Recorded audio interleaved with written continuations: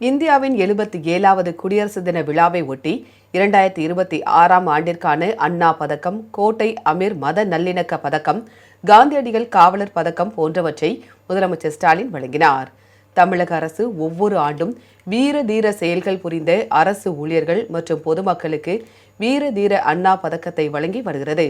அந்த வகையில் இந்த ஆண்டிற்கான அண்ணா பதக்கம் நீலகிரி மாவட்டத்தைச் சேர்ந்த தீயணைப்பு ஓட்டுநர் வி சங்கருக்கும், தீயணைப்பு பணியாளர்கள் சுரேஷ் மற்றும் ரமேஷ் குமாருக்கும், கன்னியாகுமரி மாவட்டத்தைச் சேர்ந்த மறைந்த பீட்டர் ஜான் ஆகியோருக்கும் வழங்கப்பட்டது.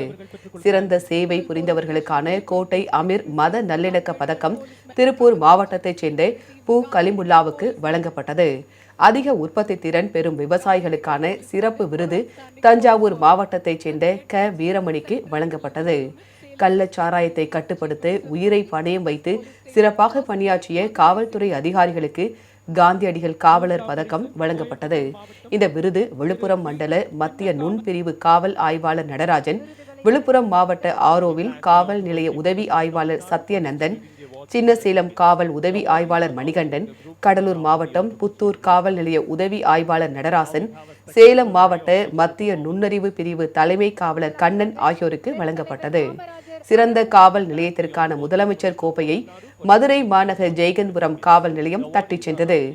இதைத் தொடர்ந்து திருப்பூர் நகரம் 2ஆம் இடத்தையும், கோவை மாவட்டம் 3ஆம் இடத்தையும் பிடித்துள்ளன. இந்த வருடம் தமிழகத்தில் முதல் காவல் நிலையமாக ஜெயந்தபுரம் காவல் நிலையத்தை தேர்வு செய்த தமிழக அரசுக்கும் தமிழக முதல்வர் ஐயா அவர்களுக்கும் எனது இதன் வாயிலாக என் நன்றியை தெரிவித்துக் கொள்கிறேன். என் சார்பாகவும் என்னுடைய காவல்துறை சார்பாகவும் நன்றியை தெரிவித்துக் கொள்கிறேன். இந்த முதல் காவல் நிலையமாக வருவதற்கு